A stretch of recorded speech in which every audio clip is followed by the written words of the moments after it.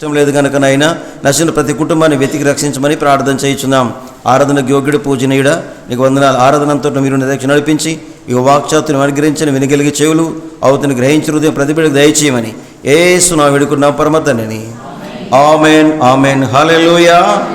యేసుక్రీస్తు ప్రశస్తమైన నామములందరికీ శుభాభివందనాలు. ఈ సమయాల్లో యోహాను సువార్తను ధ్యానం చేసుకుందాం. ధ్యానం చేసుకునే ముందు వాక్యానికి ఒక టైటిల్ ఇద్దాం, లేదా దానికి ఒక నామకరణ చేద్దాం. ఈరోజు మనం వినబోయే వాక్యాన్ని ఏమిటంటే యోహాను సువార్త మరి 6వ అధ్యాయము 47వ వచనాన్ని జ్ఞాపకం చేసుకుందాం. విశ్వసించువాడే నిత్య జీవము గలవాడు, జీవాహారమును నేనే, మీ పితరులు అరణ్యములో మన్నాను తినను చనిపోయిరి. చాలు, చని వాక్యం వినికిల్లో దేవుడు దీవించి ఆశీర్వదించునుగాక. ఇక్కడ వాక్య లేఖనం మనకి ఏం తెలియజేస్తుందంటే విశ్వసించువాడే నిత్య జీవము గలవాడు. ఏం విశ్వసించాలి? మరి మన పితరులు ఎందుకు చనిపోయారు, వాళ్ళు ఎలా చనిపోయారు, మన్నాను తిని చనిపోయారనే సంగతిని కొద్దిసేపు మనము స్మరించుకుందాం. మన పితరులు మన్నాను తిన్నారు అరణ్యంలో. మరి ఆకలి అలమటిస్తున్న సమయాల్లో మోషే నాయకత్వంలో వారు ఆహారం తిన్నప్పుడు కూడా మరి ఆహారము చాలా ప్రాముఖ్యత. దేవదూతలు తినే ఆహారం వారు తిన్నప్పుడు కూడా వారు మరణించారట. అంతేకాకుండా మరి ప్రభు చెప్తున్న మాట ఏంటంటే ఎవరైనా విశ్వసించిన గలవాడు నిత్య జీవము గలవాడు అంటాడు. విశ్వాసం ఎందుకు విశ్వసించాలి, ఎలా విశ్వసించారనే సంగతిని కొద్ది క్షణాలు మనం జ్ఞాపకం చేసుకుందాం ప్రియులారా. యోహాను సువార్త 6వ అధ్యాయం 1వ వచనంలో, అటు తరువాత యేసు తిబేరియాను సముద్రము అనగా గలిలయ సముద్రము దాటి అద్దరిని వెళ్ళెను. రోగులు ఎడల ఆయన చేసిన సూచక్రియలను చూచి బహుజనులు ఆయనను వెంబడించిరి. యేసు ప్రభు కాలంలో తను వెంబడించిన ప్రజలందరూ ఏం చేశారంటే, ఎందుకు వెంబడించారంటే అనేకులు స్వస్థత కొరకు వెళ్ళారు. ఒక రోగి బాగుపడ్డప్పుడు ఇంకొక రోగి చెప్పిన అనేకులు ప్రభుని వెంబడించారు. దయ్యాలు పట్టినారు, సాతాను శోధనతో బాధపడ్డవారు, రోగగ్రస్తులు, బలహీనులు, చాంద్ర రోగులు, రకరకాల వ్యాధిగ్రస్తులు అందరూ కూడా ఆయన వెంబడించినప్పుడు అనేకులు ఆయన స్వస్థపరచుకుంటూ వెళ్ళారు. అప్పుడు స్వస్థపడ ద్వారా అనేకులు ఆయన వెంబడించుకుంటూ వచ్చారు. వెంబడించుకుంటే ద్వారా సార్ చాలా బాగా మంచిగా ఉంది, కానీ ఏం చేస్తున్నారు మీరు, అద్భుతాలు సూచక్రియలు చూచడం వలన నన్ను వెంబడించలేదు కానీ చెప్పి ముందుగా మాట్లాడుతూ ఉంటాడు. గమనించినట్టయితే పిల్లరా, ఈ రోజున కూడా దేవుడు అద్భుతాలు చేయడానికి సంసిద్ధంగా ఉన్నాడు. దేవుడు సూచక్రియలు చేయగల దేవుడు, అద్భుతాలు చేయగల దేవుడు. ఆయన కొండ ఎక్కి అక్కడ శిష్యులతో కూడా కూర్చుండెను. అప్పుడు పస్కా అను యూదుల పండగ సమీపించెను. పస్కా పండగనేకి అది చాలా లోతైన విషయం అండి. అయితే నిర్గమకాండం 12వ అధ్యాయంలో కనబడుతూ ఉంటుంది. ఎందుకు వాళ్ళు పస్కా పండగ ఆచరించేవారు, ఎందుకు పస్కా పండుగ వాళ్ళు పాటించేవారని చూస్తే, పస్కా అనేది అర్థం ఏంటిది అని చూస్తే బైబిల్ గ్రంథంలో నిర్గమకాండంలో మరి ఇశ్రాయేలు ప్రజలందరూ ఐగుప్తులో ఉన్నప్పుడు వారిని దేవుడు విడిపించే ముందు ఏం చెప్పాడంటే ఒక ఆలోచన చెప్పాడు. మీరు ప్రతివారు ఒక గొర్రె పిల్లని కానీ మేక పిల్లని కానీ అది మచ్చ, డాగు, సురుకు లేనిది, రోగం లేని తీసుకోవాలి. మరి ఒక్కొక్కరు కుటుంబం పరిణామం చొప్పున తినంతా ఉండాలి మరి అని చెప్పేసి ఆ బలి అర్పించాలి అని చెప్పేసి వారికి ఆజ్ఞాపించాడు మోషే ఆరోనులకి. ఆ విధంగా వాళ్ళు చేసుకొని బయలుదేరేటప్పుడు అంతకుముందు 10 తెగుళ్ళు కూడా ఆ ఐగుప్తు తీసుకొచ్చాడు దేవుడు, కానీ వారిని వదిలిపెట్టలేడు ఫరో. మరి మనసు మారకపోవడం ద్వారా దేవుడికి ఆలోచన చెప్పాడు మోషే గారితో, ఇదిగో మా దేవుడికి మేము అర్పణ చేయాలి, మా దేవుడికి మేము మొక్కుకోవాలి, ఒక దిన ప్రయాణం అంతా మేము ప్రయాణం చేయాలని చెప్పేసి మోషే ఫరోతో మాట్లాడినప్పుడు ఫరో మనసు మారినందని రాస్తూ ఉంటాడు, జ్ఞాపకం చేస్తూ ఉన్నాడు. ఎందుకంటే మనసు మారిపోయింది ఆయన అప్పటికి. ఫరో మనసు మారిన తర్వాత ఆ ఫరో ఆజ్ఞాపించాడు, మీరు వెళ్ళవచ్చు అన్నాడు. ఆ ఆజ్ఞను పొందుకొని వాళ్ళు బయలుదేరుతున్నప్పుడు ఈ తినవలసిన పద్ధతి అంతా కూడా 12వ అధ్యాయంలో చెప్పాడు. చెబుతూ ఇది ఎవరికి పస్కా బలి అని చూస్తే యెహోవాకి ఇది పస్కా బలి పశువు అని రాసింది ఉన్నది. ఈ పస్కా అనేది మనము చాలా తర్జుమలో మరి ఇంగ్లీష్లో కొంచెం వాట్స్ ఏమందంటే పాస్ ఓవర్. ఈ చోటు నుంచి ఇంకో చోటుకు వెళుతున్నారు వీళ్ళు, ఈ స్థలం నుంచి ఇంకో స్థలంకి వెళుతున్నారు, పాస్ ఓవర్. ఈ స్థలం నుంచి ఇంకో స్థలం వెళ్ళినప్పుడు దాటిపోతున్నారని గుర్తు. ఈ స్థలం నుంచి ఇంకో స్థలం వెళ్ళిపోతున్నారు. ఈ పాస్ ఓవరే అనే మాటకి అయితే పస్కా పండుగ అని దీన్ని ఆచరణగా ఆచరించేవారు. పస్కా అనగానే మనం కూడా ఈ రోజుల్లో చాలా పస్కా పండుగ వేసుకుంటున్నాం. ఏం చేయాలి, వర్షాలు పడగానే ఏం చేస్తారు, అందరు పస్కా దొక్క వెళుతున్నారు పండుగ. అది దానికి అర్థం కాదు. అది పాస్ అనగా వాళ్ళు ఒక స్థలం నుంచి ఇంకో స్థలం వెళుతున్నారు. వాళ్ళు పాస్ ఓవర్ అనగా ఒక ప్లేస్ నుంచి ఒక ప్లేస్ వెళుతున్నారు. వెళ్ళేటప్పటికీ మీరు ఏం చేయాలో ఆచరించే పద్ధతి అంతా కూడా మోషే గారికి ఆజ్ఞాపించాడు దేవుడు. మీరు ఇలా చేయండి అని చెప్పి మేక పిల్ల కానీ గొర్రె పిల్ల కానీ మచ్చ, డాగు లేనిది తీసుకోవాలి, దాన్ని మీరు దేవునికి అర్పణ చేయాలి. దాని యొక్క రక్తాన్ని ఒలికించి మరి నిలువి అడ్డము కమ్మిలకు అనగా దర్వాజాకు పూయాలి.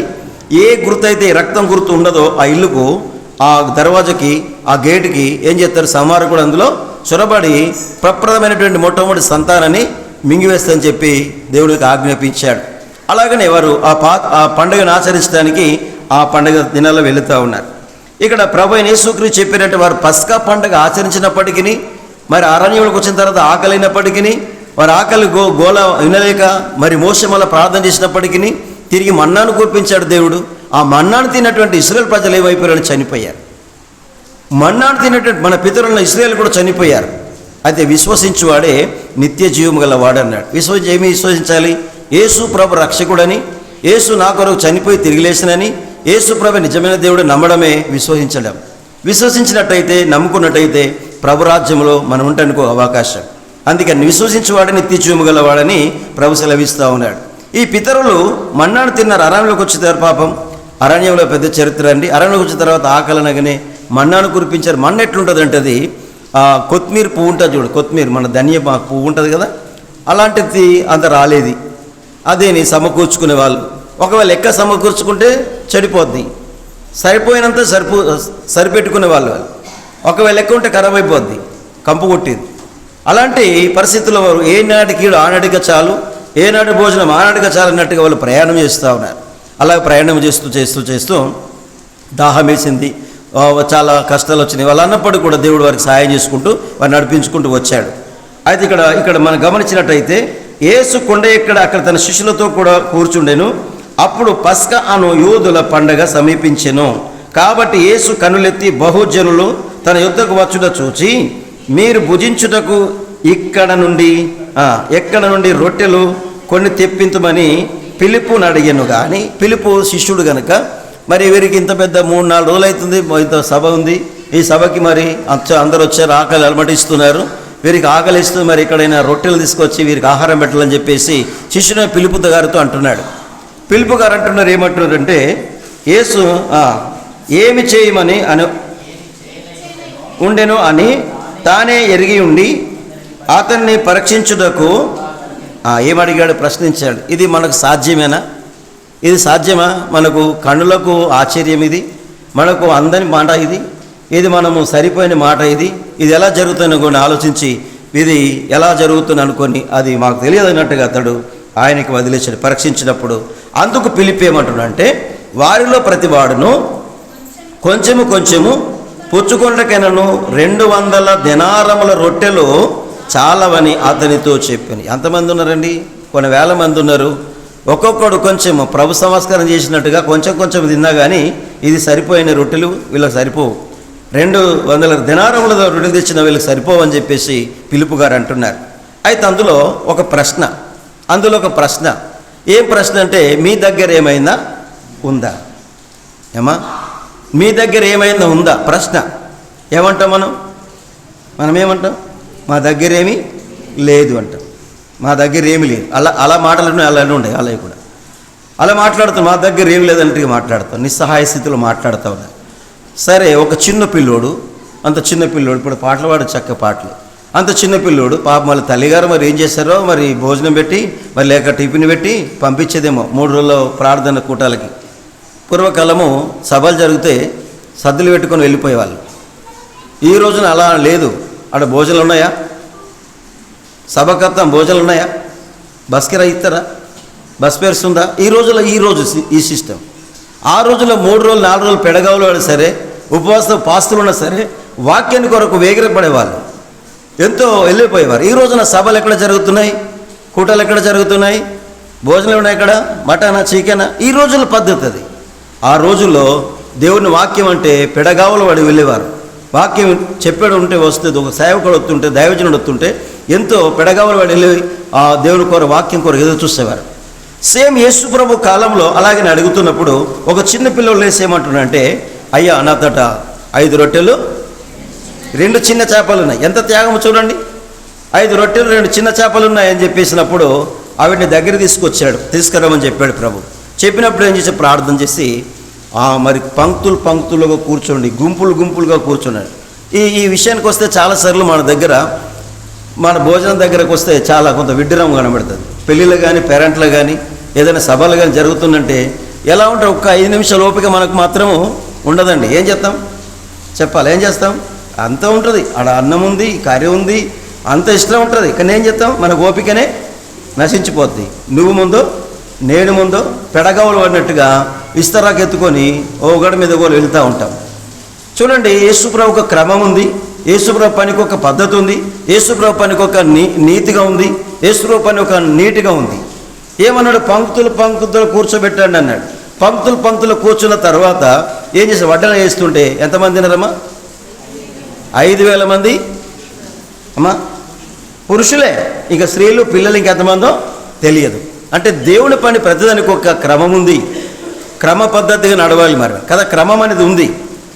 అది ఇక్కడ మనకు చిన్న పిల్లోడు త్యాగం చూడండి. ఆయన పిల్లోడు త్యాగాన్ని మనం చూస్తే మన దగ్గర పిల్లలు ఏమన్నా అడిగితే ఏమంటారండి, ఏమన్నా నేను ఇప్పుడు వస్తుంటే ఇసాకు కొడుకు అలా మమ్మీకి ఇప్పుడుతాం, పాస్టర్ అత్తుండే ఇలుగు పెడతాను, పాస్టర్లు అత్తుండే అలా మయ్యా కూసోరా అంటారు. నేను చూస్తున్నా ఏమండి, ఆ పిల్లోడు అంత పిల్లలకు చాలా తెలివి ఉంటుంది. ఈ పిల్లోడు త్యాగం ఉంది. ఈ పిల్లోడు త్యాగం చేసి ఏమన్నంటే మా అమ్మ పెట్టింది నేను ఎందుకు ఇవ్వాలనలే. ఏమంటున్నాడు, నా దగ్గర 5 రొట్టెలు 2 చేపలు ఉన్నాయి అన్నాడు. ఎంత త్యాగం అండి. త్యాగం చూసినట్టయితే త్యాగం ఎంత మన త్యాగం. భక్తుడు రాస్తాడని మీకు తెలియదు, నాకు తెలియదు కానీ ఆహా ఎంత గొప్ప త్యాగం. దైవజన్ రాశాడు ఒక పుస్తకంలో, ఏమని, ఆహా ఎంత గొప్ప త్యాగం. సమర్పణ అనేది చాలా అత్యవసరం. త్యాగం అనేది అవసరం. త్యాగం లేకపోతే, సమర్పణ లేకపోతే అసలు మన పెదలతోనే గణపరచిపోతే ప్రయోజనం అంతేమీ లేదండి. త్యాగం ఉండాలి, సమర్పణ ఉండాలి. ఆహా ఎంత గొప్ప త్యాగం.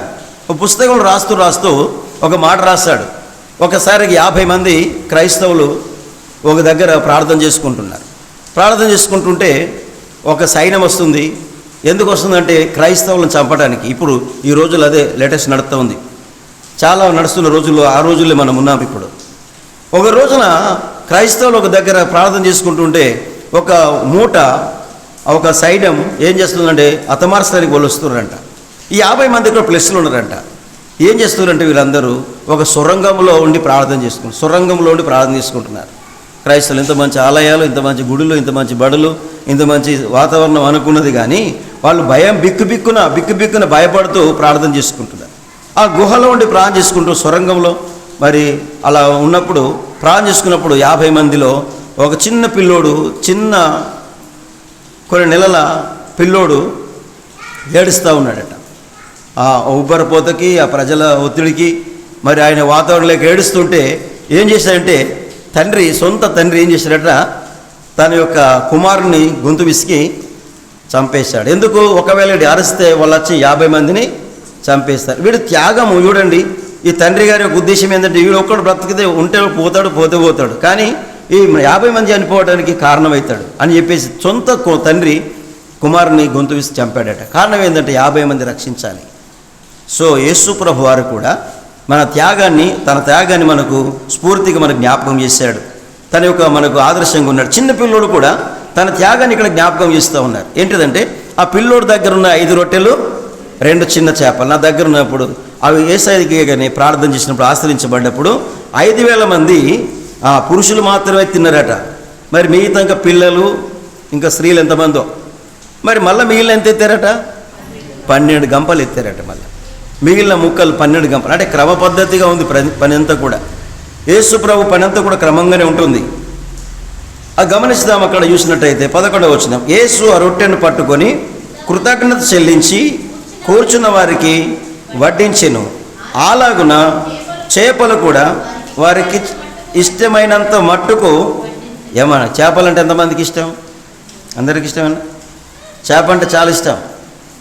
చేపలు కొంతమంది తినరేమో కానీ చేపలంటే రుసులు కొడుతూ ఉంటారు. కొంత రుసులు ఉంటాయి. ఇప్పుడు ఉన్నదా మనకున్న పులుసు ఉన్నదా, చేపల పులుసు అన్నట్టు అనిపిస్తుంది.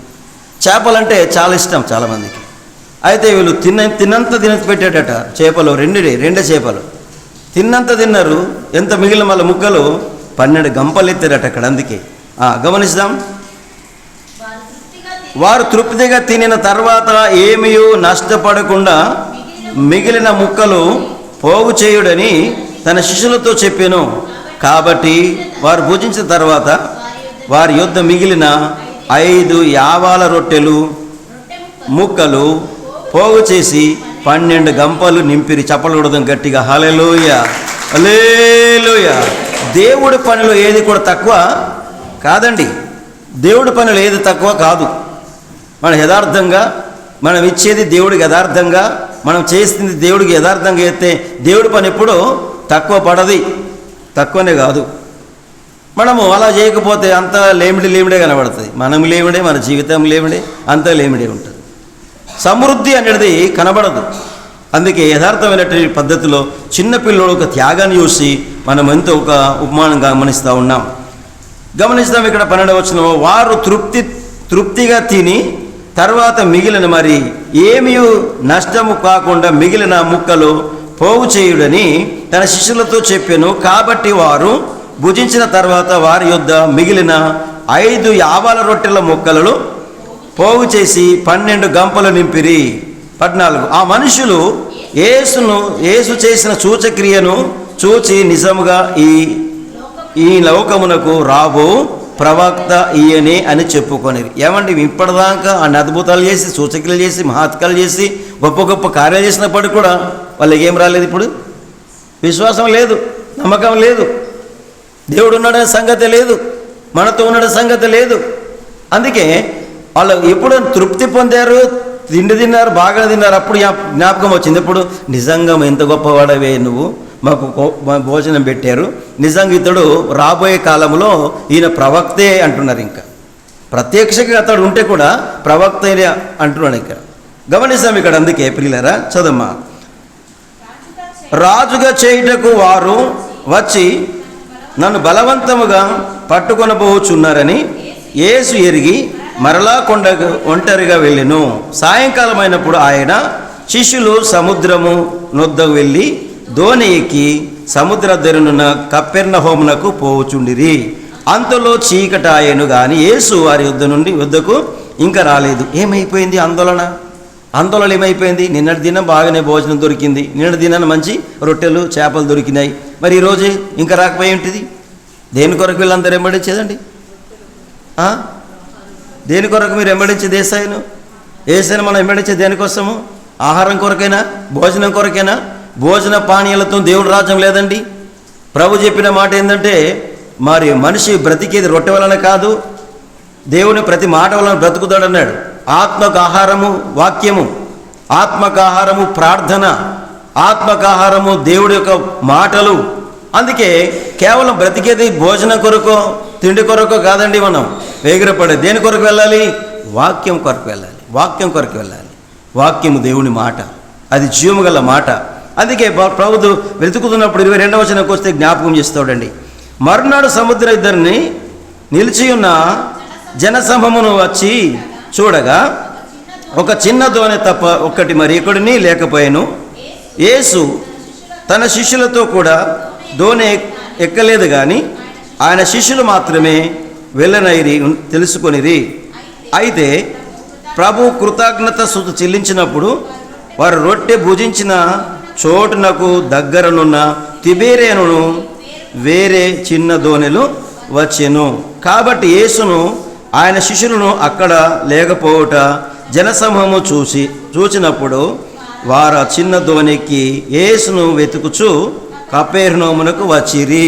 ఏమిటికి వెతుకుతున్నారంటే ఇప్పుడు వీళ్ళు యేసును ఎందుకు వెతకాలి? ఎందుకు వెతుకుతాం?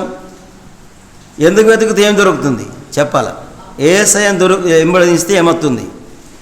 నిన్న ఆహారం పెట్టాడు, రొట్టెలు ఇచ్చాడు, చేపలు ఇచ్చాడు. ఈరోజు మరి ఎందుకల్లా లేట్ అయిపోయాడు, కనబడట్లేదు. ఏం వెతుకుతున్నారు? దేనికోసం? ఆహారం కోసం. ఇది లోకరీతి సంతృప్తి ఇచ్చేది ఇది కాదయ్యా. తృప్తినిచ్చేది దాని కొరకు మీరు ఎతకండి. సంతృప్తి లేని కొరకు ఎందుకు ఖర్చు చేసుకుంటారు? సంతృప్తి లేని కొరకు ఎందుకు వెతుకుతున్నారు? సంతృప్తి లేని కొరకు ఎందుకు వేగిరపడుతున్నారు? తృప్తి లేని కొరకు ఎందుకు ఆత్రత పడుతున్నారు అని ప్రభు ఒక మాట చెప్తున్నారు అక్కడ. ఇదంతా గమనించినట్టయితే ఇశ్రాయేలు ప్రజలకు జ్ఞాపకం చేస్తున్నారు. పిల్లరా చూద్దాం ఒకసారి. అదే 6వ అధ్యాయము కంటిన్యూ చేయబిడ్డ. ఆ సముద్ర పద్దరిని కనుగొని బోధకుడా నీవెప్పుడు ఇక్కడికి వచ్చితివి అడగగా యేసు అన్నాడు, మీరు సూచక్రియలను చూచుట వలనను కాదు, కానీ రొట్టెలు భుజించి తృప్తి పొందడం వల్లనే నన్ను వెతుకుచున్నారని మీతో నిశ్చయముగా చెప్పుచున్నాను అన్నాడు. ప్రైజ్ ది లార్డ్, హల్లెలూయా. దేనికి వెతుకుతున్నారంటే యేసయ్యని? రొట్టెలకు, భోజనం కొరకే తప్ప దేని కొరకు కాదంట, భోజనాన్ని కొరకే. మీరు నన్ను సూచక్రియలు కాదు, అద్భుతాలు, మహత్కాలు చూసి నన్ను వెతకడం లేదు మీరు, కానీ దేని కొరకు వెతుకుతున్నారట? రొట్టెల కొరకు వెతుకుతున్నారు, భోజనం కొరకు వెతుకుతున్నారు అన్నాడు. చూడండి, గమనించుదాం. ఇక్కడ ప్రభు చెప్పిన మాట ఏంటంటే, క్షయమైన దాని కొరకు కష్టపడకుడు కానీ నిత్యజీవము కలగజేయు అక్షయమైనటువంటి ఆహారము కొరకే కష్టపడుడి అన్నాడు. అక్షయమైనటువంటి ఆడబారినది, మరి మంచిది, శ్రేష్టమైన దాని కొరకు వెతకాలంట. ఈ లోకరీతి మనం క్షయమైన దాని కొరకే ఆత్రత పడుతున్న ప్రవక్త యెషయా గారు కూడా చెప్పారు మాట అండి. యెషయా గారు కూడా చెప్పారు మాట, తృప్తి లేని దాని కొరకు మీరు ఎందుకు మీ వ్యాయామం చేస్తారు, ఖర్చు చేస్తారు? దీనికి మీరు ఖర్చు పెడుతున్నారు దేనికోసం? తృప్తిని దాని కొరకు కష్టపడుతున్నారు అన్నాడు. అందుకే యేసు ప్రభు చెప్పిన మాట ఏంటంటే, క్షయమైనది ఉన్నది, అక్షయమైనది ఉన్నది. క్షయమైనది కొరకు లోకం, అక్షయమైనది పరలోకం. అక్షయమైన కొరకు వెతకడం చాలా ప్రాముఖ్యమైనటువంటిది. గమనిస్తాం. అదే మనుష్య కుమారుడు దానిని మీకిచ్చును, ఇందుకే తండ్రి అయిన దేవుడు ఆయనను ముద్ర వేసి ఉన్నాడని చెప్పాను. వారు మేము దేవుని క్రియలు జరిగించుటకు ఏమి చేయవలనని ఆయనను అడగగా యేసు అన్నాడు, ఆయన పంపిన వాణ్యందు మీరు విశ్వాసం ఉంచుట ఏ దేవుని క్రియ. ఏం పని చేయాలి మరి పరలోకాన్ని చేరాలంటే? ఏం పని చేయాలి తృప్తిగా ఉండాలంటే? ఏం పని చేయాలి మరి ఆయనను అని చూస్తే మీరు చేయవలసిన పని ఏం లేదు, విశ్వసించండి, ఆయనను నమ్మండి. తండ్రి అయిన దేవుడు కుమారుని క్రీస్తును పంపించాడు కనుక మీరు నమ్ముట వల్లనే మీరు నిత్యజీవం గలవారు అవుతారు. అందుకే విశ్వసించిన వాడే నిత్యజీవం గలవాడని చెప్తున్నాడు. ఈరోజు మనం వింటున్న మాట ఏంటంటే, విశ్వసించేవాడే నిత్యజీవం గలవాడు. మన నిత్యజీవంలో అవటానికి దేవుడు మనం పిలిచాడు. నిత్యజీవానికి వారసులు కావాలని దేవుడికి ఉద్దేశం. నశించడానికి, నరకానికి వెళ్ళటానికి, నష్టపోవడానికి దేవుడు వెళ్ళలే. నువ్వు ఆశీర్వించబడాలి, దీవించబడాలి, అన్ని విధాలుగా బాగుపడాలి దేవుడి ఉద్దేశం. లాసు, లూటి, నష్టం కావడం దేవుడి ఇష్టము కాదు. దేవుడు అభివృద్ధి పథంలో ఉండాలనుకుంటాడు, తన వల్ల ఉండాలనుకుంటాడు, బాగుండాలనుకుంటాడు. మనమేమో నష్టాన్ని కోరుకుంటుంటాం. అందుకే దేవుడు నష్టపోడు, దేవుడికి మాత్రము ఇష్టం లేదు. నశింపజేసేది ఏంటిది? సాతానుగాడు. ఎవడు వీడు? దొంగ. ఏం చేస్తాడు వీడు? నష్టంలోనికి, నాశనంలోనికి, పాడేసుడు, కూలగొట్టుడు, కారగొట్టుడు, ఇరుగొట్టుడు. వీడు ఏడు పని అంటే సైతానుగాడు పని. ఇదంతా ఇది సైతాన్ పని. ఇది మనం గమనించాలి. మంచి పని దేవుడు పని చేస్తుంటాడు, మంచి కొరకు ఆలోచిస్తాడు దేవుడు. తన వల్ల మనం ఉండాలని, ధనవంతులు కావాలనుకుంటాడు, గొప్పలు కావాలనుకుంటాడు, మంచిగా ఉండాలనుకుంటాడు, ఆరోగ్యంగా ఉండాలనుకుంటాడు. దేవుడికి ఉద్దేశం అది. అది ఇక్కడ విశ్వసించేవాడు నిత్యజీవులను చెబుతూ ఇక్కడ అంటాడు, క్రీస్తును నమ్మడమే తండ్రి నన్ను పంపాడు కనుక అది ముద్ర వేసి ఉన్నాడని చెప్పాను. వారు మేము దేవుని క్రియ జరిగించుటకు ఏమి చేయవలని ఆయన అడగగా యేసు అన్నాడు, ఆయన్ను పంపిన వాని యందు మీరు విశ్వాసం ఉంచుటే దేవుని క్రియ. లోకంలో చాలామంది క్రియను నెరవేర్చట్లేదు. లోకస్తులు ఎందరో లోకములు ఉన్నారండి. ఈ నెరవేర్చడానికి ఆయన విశ్వసించడానికి నిత్యజీవం గల వారవుతారు. అందుకే నశించిన దాన్ని వెతికి రక్షించడానికి ప్రభువైన యేసుక్రీస్తు వచ్చని చెప్పాడు. ఇంతవరకు విన్నాం. అయితే వారు అట్లయితే మేము ఏం చేయాలంటే విశ్వసించండి అన్నాడు. 31వ వచనం, భుజించుటకు పరలోకము నుండి గమనిస్తాం ఆయన ఆహారము వారికి గ్రహించడని వ్రాయబడినట్లు మన పితరులు అరణ్యంలో మన్నాను భుజించరని ఆయనతో చెప్పిరి. ఎవరితో? యేసయ్యతో చెప్పారు. అవును, నువ్వు ఇచ్చే నిత్యజీవం అంటున్నావు, నువ్వు భుజిస్తే, నేను వెంబడిస్తే, నేను నమ్మితే పరలోక రాజ్యం నిత్యజీవవాసులు అంటున్నావు. మరి మన పితరులు ఏం చేశారు? అరణ్యంలో మన్నాను తిన్నారు. వాళ్ళు ఎవరు పంపారు? మోషే పంపాడు అనుకున్నారు. వాళ్ళు మోషే తెచ్చాడు ఆహారమ్మా బాబు, మోషే తెచ్చాడు అనుకున్నారు. మోషే మీకు ఆహారము ఇవ్వలేదు. చూడండి, నిర్గమకాండం 16వ అధ్యాయం 1-5 వచనాల్లో, నిర్గమకాండం 16వ అధ్యాయం 1-5 వచనాల్లో, తర్వాత ఇశ్రాయేలు సమాజమంతను ఏలీము నుండి ప్రయాణమైపోయి 2వ నెల 15వ దినమున ఏలీమునకు మధ్యనున్న అరణ్యమునకు వచ్చిరి. ఆ అరణ్యంలో ఇశ్రాయేలు సమాజమంతయు ఏం చేశారు? మోషే ఆరోనుల మీద శనిగారు. ఎందుకు శనిగారు అంటే ఐగుప్తులో చాలా భోజనాలు ఉన్నాయి. చెప్పాను దేని కొరకు వెంబడిస్తున్నారంటే యేసయ్యని. ఆనాడు ఐగుప్తులో ఏమున్నది? భోజనం ఉంది. తిన్నంత భోజనం, తిరిగంత అన్నీ ఉన్నాయి, కానీ ఏం లేదు వాళ్ళకి. విడుదల లేదు, స్వేచ్ఛ లేదు, స్వతంత్రము లేదు, విమోచన లేదు, విడుదల లేదు. ఒక కస్టడీలో ఉన్నారు, ఒక అధికారం కింద ఉన్నారు, ఒక రాజు కింద ఉన్నారు, వెట్టి చాకరీ ఎత్తున్నారు, పనులు చేస్తున్నారు, చేయించుకుంటున్నారు వాళ్ళు. అటువంటి పరిస్థితుల్లో నుండి ఆ భావ్యమైనటువంటి ఇశ్రాయేలు ప్రజలు విడిపించడానికి దేవుడు ఎంతో దోహదపడితే మరి మోషేని ఎన్నుకుంటే మోషేని మీదనే నమ్మకం పెట్టారు, కానీ దేవుని మీద నమ్మకము పెట్టలే. ప్రజెంట్ ఎవరైతే ఉంటారో వాళ్ళ మీద అనుకుంటాం మనం, కానీ ఇదంతటి కారణం ఆంతర్యం ఏంటిది, వెనకాల ఎవరున్నారో సంగతి మనము మర్చిపోతాం. ముందున్న మాటమే మాట్లాడుకుంటుంటాం. ఎవరు తోడుగున్నారో అతనికి దేవుడు అతనికి సహాయం చేస్తూ ఆయన హస్తం చాపి మోషేని పంపించి, మోషే ఆధ్వర్యంలో ఆరోను మిరియాములను అందరు పంపించి వారిని ఇక్కడ ఇశ్రాయేలు ప్రజలు నడిపించినట్టు చేశారు. అయితే ఇక్కడ గమనిస్తాం, చదమ్మా. ఇశ్రాయేలీలు ఏంటంటే మాంసం వండుకొని కుండల మీద కూర్చుండి తృప్తిగా ఆహారం తినప్పుడు యెహోవా చేతి వలన ఏమా ఎంత దుఃఖం వచ్చిందో పాపం వాళ్ళకి. ఏమా ఈ 3 గంటలు వర్షంలో చలికి చర్చిలో చచ్చిపోతున్నాం మేము. మా ఇంటికాడ మంచిగా ఉండేది కదా, మేము ఈరోజు మంచిగా చికెన్ బిర్యానీ వండుకొని కమ్మ తినుకుంటూ ఉంటాం కదా అనిపిస్తుంది. ఇప్పుడు దేవుడికి స్తోత్రం. వాళ్ళు అట్లా అనుకున్నారు, చల్లంటే చలి పెడుతుంది ఎందుకు, మంచి భోజనం చేసి ఇంట్లో వండుకుంటే అయిపోయింది కదా. ఏమో ఆదివారం వచ్చింది, రాకపోతే పాస్టర్తో బాధ, నాతో బాధ అన్నట్టుగా, ఏదో నేను ఇబ్బంది పెట్టినట్టుగా. దేవుడికి స్తోత్రం, అవునా కదా. మళ్ళీ పోతే మళ్ళీ వాక్యాలన్నీ మా మీదకి వచ్చినట్టుంటాయి. పోకుంటే పోపురా. ఇంకొక మాట, ఏం కదా బాబు, దేవుడు మాట్లాడి వినండి. మోషే ఆరోన్ల మీద కూడా సనుక్కున్నారు వీళ్ళందరూ. మోషే ఆరోన్ల మీద సనుక్కున్నారు.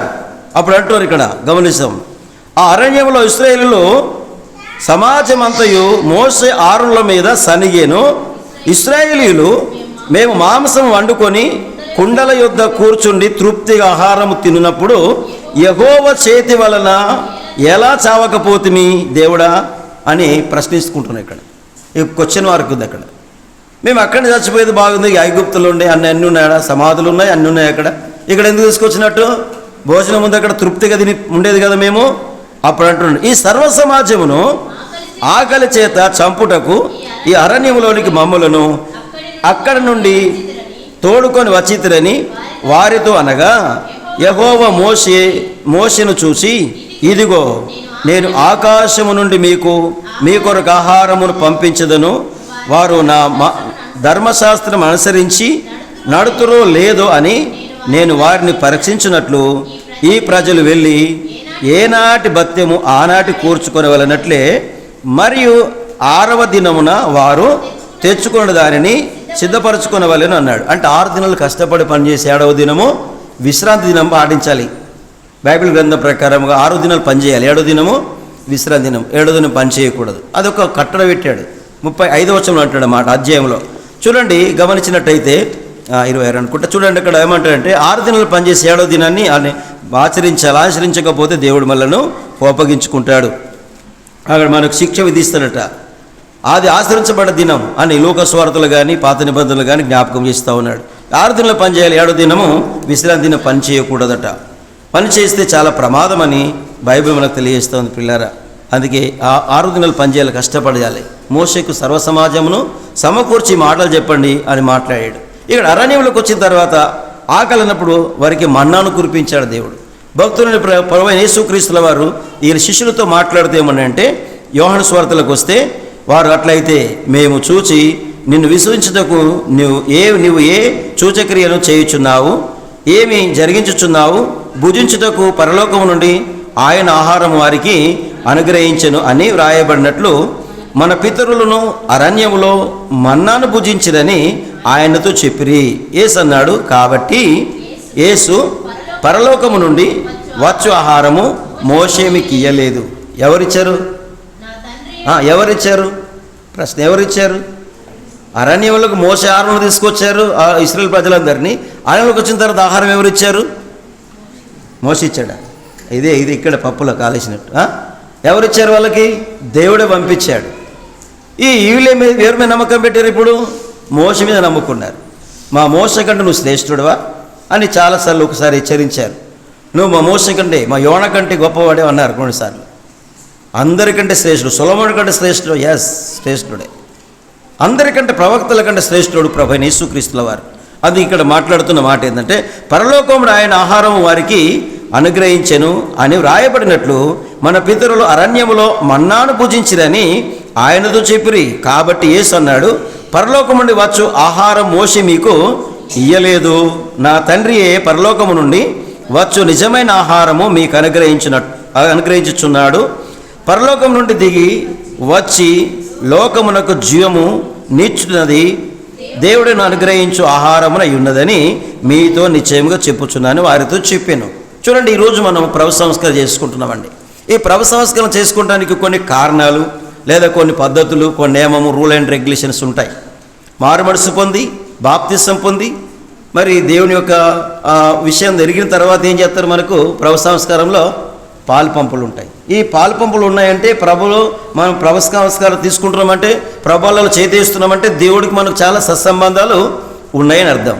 ఎప్పుడైనా దేవునికి ప్రభువులకు ఎప్పుడు మనం దూరము కాకూడదు, ప్రభువులకు ఎప్పుడు మనం దూరము కాకూడదు. ఇది చాలా నిష్ట బైబిల్ ప్రకారంగా. ఈ ప్రభువులకు దూరం కాకూడదు. చాలాసార్లు మనం ఏం చేస్తామంటే తీసుకుంటే తీసుకోకపోదు, ఎవరు అంటే లేరు, నేను అడ్డు చెప్పట్లేదు, నేను అంటుకో ఎవరు లేరు, రైట్, మంచిదే. ఎందుకు తీసుకోవటలేవో నీకే గుర్తు, ఎందుకు తీసుకుంటావో నీకే గుర్తు. కనుక తీసుకునేటప్పుడు మనం కొన్నిసార్లు షరతులు ఉన్నాయి, దాని పద్ధతులు ఉన్నాయి, దాన్ని పాటించితే మనం దీవించబడతాం, అంతే ఇంకేం లేదని. అందుకే మోషే గారితో దేవుడు మాట్లాడాడు. మోషే మాట్లాడి నాయకత్వం నడిపించుకుంటూ వస్తే మోసే మీద నమ్మకం పెట్టారు కానీ యేసు మీద నమ్మకం పెట్టలేడు. మోషే సూచక యేసుప్రభుకు ముంగుర్తుగా, యేసుప్రభుకు సాదృశ్యంగా ఉన్నాడు మోషే గారు. ఈ మోషే భవ్యమైన డిస్ట్రిబ్యూషన్ నడిపించుకుంటూ వచ్చాడు. కానీ ప్రభు యేసుక్రీస్తు ప్రతి మానవాల్ని రక్షించడానికి, పాపభూషణ లోకముల నుండి పరిశుద్ధులు చేయడానికి మాట చెప్తున్నాడు. విశ్వసించువాడే నిత్య జీవము గలవాడు. ఏమని విశ్వసించాలి? యేసు ప్రభు అని, యేసు రక్షకుడని, యేసు నా కొరకు చనిపోయి తిరిగి లేచినని నమ్మడమే విశ్వసించడం. జీసస్ డెడ్ ఫార్ మీ, యేసు ప్రభు నా కొరకు చనిపోయాడు, నేను ప్రభు కొరకు చనిపోతాను. ఇది మనకు ఉండవలసినటువంటి గొప్ప సాక్ష్యం కూడా. గమనించినట్టయితే ప్రభుని విశ్వసిస్తున్నాము కనుక మన శ్రమ అయినా, బాధ అయినా, హింస అయినా, కరువైనా, ఖడ్గమైన ఏదైనా రానిగాక ఆయన ప్రేమను ఎబాపాడు ఎవడు లేని విశ్వసించడమే క్రైస్తవ్యం. కొన్నిసార్లు శ్రమలు రాగానే తప్పించుకుంటాం, కొన్నిసార్లు ఇబ్బందులు రాగానే తప్పించుకుంటాం, కొన్నిసార్లు అన్నీ మంచిగా ఉంటే నువ్వు మనంతోటి ఇట్లా ఉంటాయి కొన్ని పద్ధతులు. లేలే, అవి ఏమైనా రానిగాక దేవుని కోసం నిలబడినప్పుడు దేవుడు మన పక్షం నుండి ఆయన మనం నడిపించుకుంటూ వస్తూ ఉంటాడు. అదే గమనిస్తాం. 47వ వచనంలో, యోహాను సువార్త 47వ వచనంలో, విశ్వసించేవాడు నిత్య జీవము గలవాడు, జీవాహారము నేనే, మీ పితరులు అరణ్యంలో మన్నాను తినను చనిపోయిరి. మన్నాను తినేవారు కూడా చనిపోయారు. మన్నాను తిన్నవారు కూడా చనిపోయారు.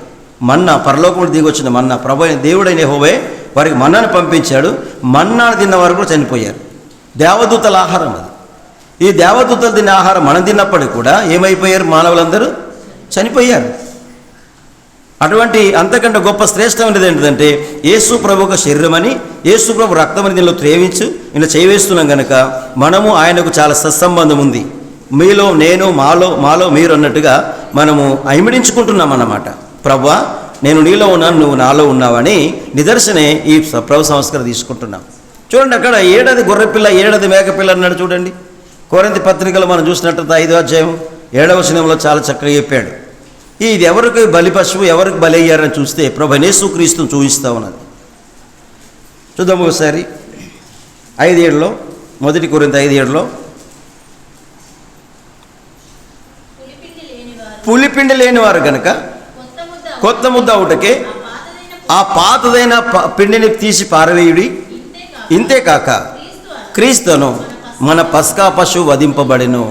మన పస్కా పశువు వధింపబడెను. ఈ పస్కా పండుగకి ఈ జంతువు ఇది ఏదైతే బలి అర్పణ చేయడానికి ఏ జీవిని తీసుకుందంటే గొర్రెపిల్ల కానీ మేకపిల్ల కానీ తీసుకెళ్ళినప్పుడు అదొక సాదృశ్యంగా మరి నిర్గమకాండ 12వ అధ్యాయంలో చెప్తా ఉన్నాడు. ఇది యెహోవాకు బలి పశువు అన్నాడు, లేక బలి అన్నాడు.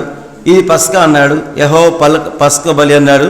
అయితే ఈ పస్కా బలి పశువు ఎవరంటే ప్రభైన యేసుక్రీస్తు వారి మన కొరకు బలి పశువుగా ఆయన సిద్ధపరచుకున్నాడు, మన కోసం బలి అయిపోయాడు.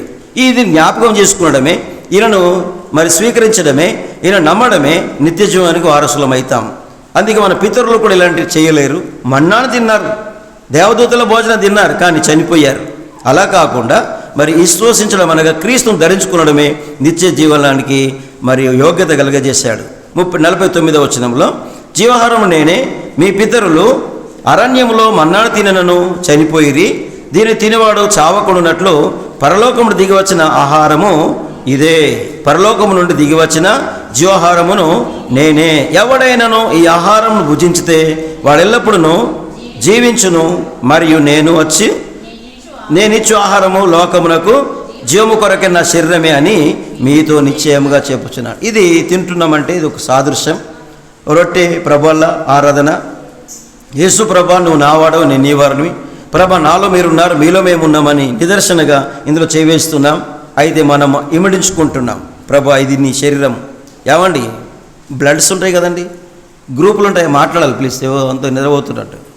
దిగి వచ్చిన ఆహారము నువ్వు నేనే. ఎవడైనాను ఈ ఆహారం భుజించితే, ఏం ఆహారము?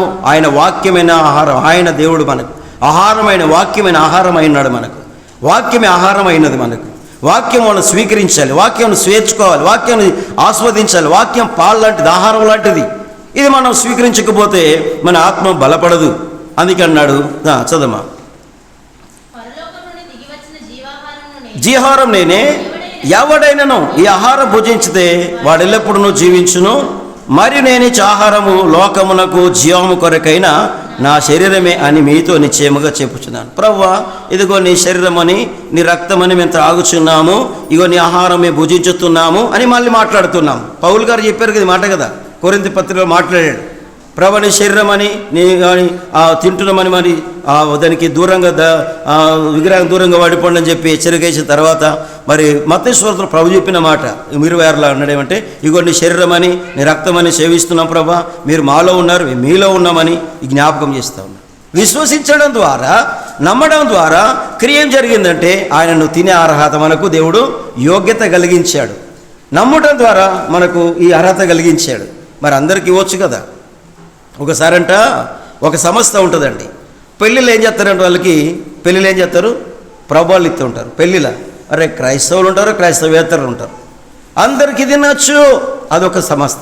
ఇక్కడికి వెళ్ళరా బాబు, కొన్ని సంస్థలు పద్ధతులు ఉంటాయి. మారుమనసు పొంది, బాప్తిసం పొంది, మరి అనుదిన ప్రార్థన కలిగి ఉన్న వాళ్ళకి ఏం చేస్తారు, ప్రభు సంస్కారంలో పాలు పంపులు అన్నమాట. ఇది ఒక కట్టడ. ఇంకో కొన్ని సంఘాలున్నాయి, ఈ ప్రభువులనే ఉండదు. ఆమేన్. ఈ ప్రభువులనే ఉండదు, హెచ్చరికనే ఉండదు వాళ్ళకి. వాళ్ళ జీవితం నాకు తెలియదు. కానీ అది 51 వచ్చిన కథ అన్నాడు అంటే, ఎవడైనా వీళ్ళు ఆహారము భుజించితే వాడు ఎల్లప్పుడూ జీవించును, మరియు నేనిచ్చు ఆహారము లోకములకు జీవము కొరకే నా శరీరమని మీతో చెప్పుచున్నాను. 52లో వారికి డౌట్ వచ్చింది యూదులకు. ఈయన మనిషి అయి ఉండి వీళ్ళు ఎలా తిననిస్తాడండి, ఈయన ఎలా తిననిస్తాడు ఇలా అని చెప్పి ఒక డౌట్ వచ్చింది వాళ్ళకి. అనుమానం వచ్చింది. ఈయన మరే మనిషి కదా, మరి ఎలా తిననిస్తాడని చెప్పేసి వీళ్ళు ఆలోచన చేస్తున్నారు. 52 వచ్చినకు వస్తే ఏమన్నారట, యూదులు ఈయన తన శరీరమును ఎలాగూ తిననిచ్చేయగలడని ఒకడితో ఒకడు వాదించిరి. అప్పుడు 53 అంటాడు, కావున యేసు ఇట్లా నేను, మీరు మనిషి కుమారుని శరీరము తిని ఆయన రక్తం తాగితేనే గాని మీలో మీరు జీవము గలవారు కారు. నా శరీరము తిని నా రక్తము తాగితేనే గాని వాడే నిత్య జీవము గలవాడు, అంత్యదినమున వారిని లేపుతాడు. ఆమేన్, హల్లెలూయా. అంత్యదినమున లేపడానికి కారణం ఏంటంటే, విశ్వసించడం ద్వారా మనం లేపబడతాం. విశ్వసించిన ఇంత క్రియ జరుగుతుంది. ఈ క్రియ జరిగిన తర్వాత చనిపోయిన మళ్ళీ మనము బ్రతుకుతాం. అందుకే క్రీస్తు నమ్మిడే విశ్వసించడం ద్వారా ఇంత పెద్ద క్రియ జరుగుతుంది. అందుకే నా శరీరము తిని రక్తము త్రాగువాడు నిత్యజీవము గలవాడు, అంత్యదినమున వాని లేపుదును. నా శరీరము నిజమైన ఆహారమును, నా రక్తం నిజమైన పానమైనది. నా శరీరమును తిని నా రక్తం త్రాగువాడే నా యందును నేను వాని యందును నిలిచియుందుము. జీవము గల తండ్రి నన్ను పంపెను గనుక నేను తండ్రిని మూలముగా జీవించుచున్నట్టే నన్ను తినివాడును నా మూలముగా జీవించును. దేవుడికి స్తోత్రం. యేసు ప్రభు ఈ లోకానికి రావడం కారణం ఏంటిదంటే, మనల్ని నశించిపోతున్న మనలను, నిత్య నరకానికి వెళుతున్న మనలను నిత్య జీవులు నడిపించడానికి ప్రభు ఈ లోకానికి వచ్చారు. తన కుమారుని ద్వారా విశ్వసించేవాడు తండ్రిని విశ్వసించినట్టే. గమనించినట్టయితే ఆయన తండ్రిని దేవుడు కుమారుని క్రీస్తుని పంపించి మనం రక్షించడానికి తన ఒక సాదృశ్యాన్ని ఇక్కడ జ్ఞాపకం చేస్తూ ఉన్నాడు. నా శరీరం తినవాడు నా రక్తమును త్రాగువాడిని నా యందు నేను వాని యందును నిలిచియుందుము. జీవం గల తండ్రి నన్ను పంపెను గనుక నేను తండ్రి మూలముగా జీవించినట్టే నన్నును తినవాడును నా మూలముగా జీవించును. యేసు ప్రభు రక్తమని, యేసు ప్రభు శరీరమని తినటం ద్వారా మనం ఆయనతో ఏకంగా ఉన్నామని గుర్తు చేస్తూ ఉన్నాడు. కొంతమంది చాలామంది ఈ ప్రభు సంస్కారాన్ని ఏం చేస్తాం, నిరాకరించుకుంటాం. ప్రభు సంస్కారం రాగానే కొంతమంది వెళ్ళిపోతూ ఉంటాం. ప్రభు సంస్కారం రాగానే ఏం చేస్తాం, కొంతమంది గుడికే చెప్పాలమ్మ, నేను చెప్పాను ఇక మీరే, గుడికి రామ్. ఏమవుతుంది అంటే సత్సంబంధం, ప్రభుకి నీకు సంబంధం లేదా? ప్రభుకి నీకు సత్సంబంధాలు ఉండకూడదా? గమనించుదాం. ప్రభు వల్ల ఉండటం వలన ఏమైతే ఆయన నిర్దోషి అని మనకు గుర్తయిపోతుంది. ఒకవేళ తీసుకోలేమనుకున్నప్పుడు ఏమంటారు, ప్రశ్న ఎందుకు తీసుకోలేదు ప్రశ్న వస్తుంది అక్కడ, అవునా కదా? ఎందుకు తీసుకోలేవు అని ప్రశ్న వస్తుంది. ఏం చేయాలి మళ్ళీ అప్పుడు నిలబడి, నాలో ప్రతి బలహీనత ఇక్కడ ఉందని ఇక్కడ లేచి ఇక్కడ చెప్పితే కానీ అప్పుడు ఏం చేస్తారు, ప్రభు సంస్కారం జరుగుతాక. అదంతా అవసరం లేదండి, మనం వాళ్ళకి వదిలేస్తాం దాన్ని. దేవుడికి స్తోత్రం. ఒక పద్ధతి ఉంటుంది అది. కనుక ఆ ఒప్పుకునే దాకా వాళ్ళు ప్రభువులు కూడా వాళ్ళకి ఇవ్వరు. కారణం ఏంటిదంటే అలాంటి పొరపాట్లు చేసుకుంటలే మనం మంచోళ్ళం. కనుక అటువంటి పొరపాట్లు ఉన్నట్టయితే మనకు మనం ఏం చేసుకున్నాం, సరిదిద్దుకొని జనరల్గానే ఇక్కడ వాక్యం చెప్తుంది కనుక మనం పరీక్ష చేసుకోవడానికి పరీక్షించుకోవడానికి ఒక అవకాశం దేవుడు ఇచ్చాడు. కనుక ఈ సమయాన్ని మనం పాటిస్తూ ఒకవేళ చిన్న చిన్న పొరపాట్లు ఏనుంటే ఆయన దగ్గరకు వచ్చి ప్రభువా నాలో ఉన్న పొరపాటు ఇదని చెప్పేసి ఒప్పుకున్నప్పుడు దేవుడు క్షమిస్తాడు. ఇక మళ్ళీ దాంట్లో పొరపాట్లకు వెళ్ళకూడదని ఒక హెచ్చరిక ఇది.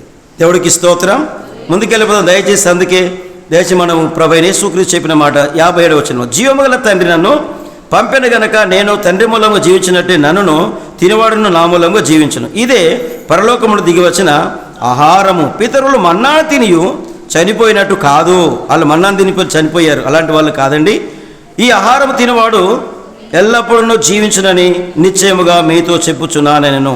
ఆయన కపెర్నహూముకు మళ్ళీ తిరిగి ఇంకో ప్రదేశం వెళ్ళి బోధించడానికి వెళ్ళాడు. దయచేసి అలాగే మనం కూడా విశ్వసించడం ద్వారా, నమ్మడం ద్వారా నిత్య జీవానికి వారసులమవుతాం. నిత్య జీవానికి వారసులు కావాలంటే యేసు రక్షకుడిని ఒప్పుకోవడం ద్వారానే మనము నిత్య జీవానికి వారసులమవుతాం. దయచేసి హెచ్చరికలు మరి వాక్యాలు మనం స్వీకరించుదాం, అంగీకరించుదాం. ప్రభు పేరిట మీకు శుభములు మరి వందనాలు తెలియజేస్తాం. దయచేసి ఎవరైనా అనాలోచితంగా అయోగ్యం తింటే ప్రమాదకరమైన సంగతి మర్చిపోకూడదు. స్వరూపమైనాను సొగసైనా లేదు, తృణీకరింపబడెను,